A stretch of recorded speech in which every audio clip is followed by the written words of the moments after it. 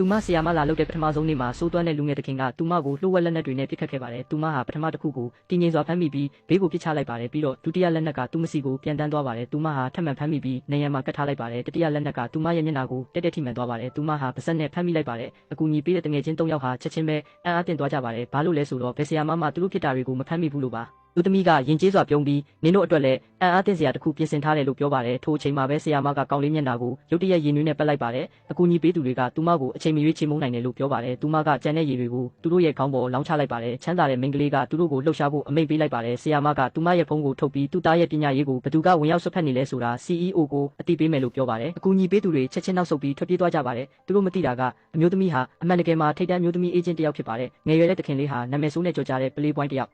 ဆီယာမ9ယောက်ကိုတလအတွင်းမောင်းထုတ်ခဲ့ပါတယ်။ဘသူမှတရက်မှမခံခဲ့ဘူး။ဗီလာထဲဝင်လိုက်တာနဲ့သူမဟာလက်ကွက်ကိုကြည့်ပြီးကျလာတဲ့ရေပုံးကိုထီးနဲ့ပိတ်ဆို့ကတည်ငြိမ်စွာသူမကိုသူမမိတ်ဆက်လိုက်တဲ့ကောင်လေးကလက်နက်တွေထပ်ပစ်တဲ့အခါသူမကလက်နက်တိုင်းကိုဖမ်းမိသွားတယ်။ဆီယာမဟာတငယ်ချင်းတွေကိုဗီဒီယိုရိုက်ထားပြီးမင်းရဲ့အမှတ်ဉာဏ်ဖြစ်မှုဟာမင်းပတ်ဝန်းကျင်ကမကောင်းတဲ့တငယ်ချင်းတွေကြောင့်ဖြစ်ရတယ်ဆိုပြီးဖခင် CEO ကိုတက်တဲ့ဗီဒီယိုပို့လိုက်တယ်။နောက်ရက်တွေမှာကောင်လေးကပြဿနာတွေအဆက်မပြတ်ဖြစ်ပေါ်စေခဲ့တယ်။အစိတ်ရှိတဲ့မွေတွေကိုလှုပ်ပြီးထောင်ချောက်တွေထောင်တယ်။အဲ့ဒါတွေအားလုံးကိုသူမအလွယ်တကူဖြေရှင်းနိုင်ခဲ့တယ်။သူမဟာစိုးသွမ်းတဲ့ကောင်လေးကို9ရက်ကြာတင်ကြားနိုင်တဲ့တူးလေးသောဆီယာမဖြစ်လာခဲ့တယ်။ပြီးတော့ကောင်လေးရဲ့စိတ်ကြယောဂတစ်ခုအကြောင်းသူမသိလိုက်ရတယ်။ကောင်လေးကအသက်13နှစ်မှာသူ့အမေဆုံးပါသွားပြီးသူ့လက်တန်းလေးကိုသူ့အဖေကချိုးလိုက်တယ်။တထေးကြီးကသူ့တက်နိုင်သမျှဒီကောင်ကိုစာတင်ရဖို့အကုန်လုပ်ခဲ့တယ်လို့အေးဆက်ဆက်ပြောလိုက်တယ်။အဲ့ဒီခါကျမှဒီစိုးသွမ်းတဲ့ငယ်ရွယ်တဲ့ကောင်လေးဟာသူမလိုပဲအထီးကျန်နေတယ်ဆိုတာအမျိုးသမီးကနားလည်သွားတယ်။သူမကသူ့ကိုအမတယောက်လိုဂရုစိုက်လာပြီးကောင်လေးကတဖြည်းဖြည်းနဲ့သူမကိုယုံကြည်လာတယ်။ကောင်လေးရဲ့မွေးနေ့ပွဲမတိုင်ခင်တရက်မှာချမ်းသာတဲ့မိန်းကလေးကအမျိုးသမီးကိုထိခိုက်အောင်စူးစမ်းခဲ့တယ်။ကောင်လေးကသူမကိုချက်ချင်းကာကွယ်ပေးပြီးသူတို့ကိုလုံးဝမောင်းထုတ်လိုက်တယ်။နောက်တစ်နေ့မှာအမျိုးသမီးကကိတ်မုတ်ဝယ်ပေးတဲ့အချိန်အိမ်အကူကကောင်လေးကိုအနိုင်ကျင့်နေတယ်လို့ပြောကြတယ်။တထေးကြီးရဲ့တရားမဝင်ကလေးတွေလည်း